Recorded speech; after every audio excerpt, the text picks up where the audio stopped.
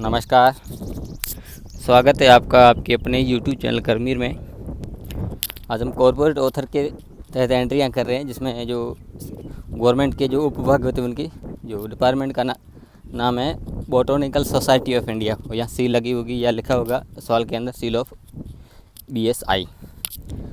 Title है classification and description of plants in India. Editor है doctor Ramesh चंद्र।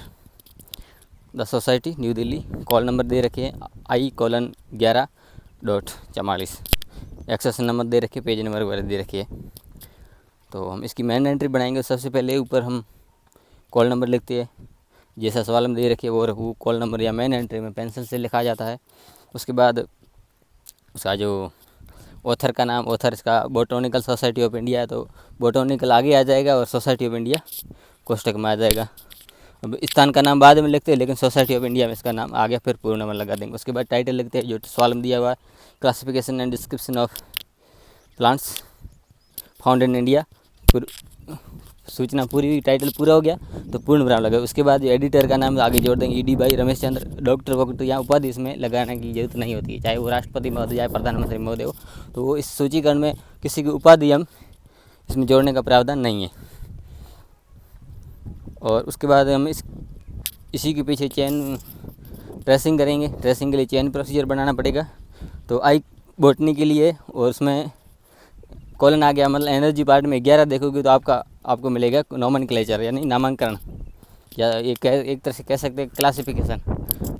और फिर बॉटनी और 44 इंडिया नोमेनक्लेचर बॉटनी। अभी ट्रेसिंग की हम बात करें तो जो हमने चेन प्रोसीजर में एंट्रियाँ बनाई वो सीधा हम लिख देंगे यहाँ। उसके बाद ऑथर का नाम बोटैनिकल सोसाइटी ऑफ इंडिया, फिर एडिटर का नाम, और फिर एक चीज़ और हमें मिली है क्लासिफिकेशन इसी में। तो क्लासिफिकेशन और नोमेनक्लेचर कुछ चीज़ें मिलती जुलती हैं। क्रॉस रेफरेंस एंट्री जिसको कह सकते हैं। क्रॉस रेफरेंस का मतलब संदर्भित।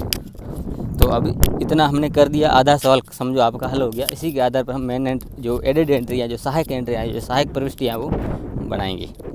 अब क्लास इंडेक्स एंट्री में जो चेन प्रोसीजर में आपने वर्गांक टुकड़ों में छांटे हैं उन्हीं की यहाँ एंट्री होगी। तो सबसे नीचे से पहला इंडिया नोमेनक्लेचर बॉटनी है।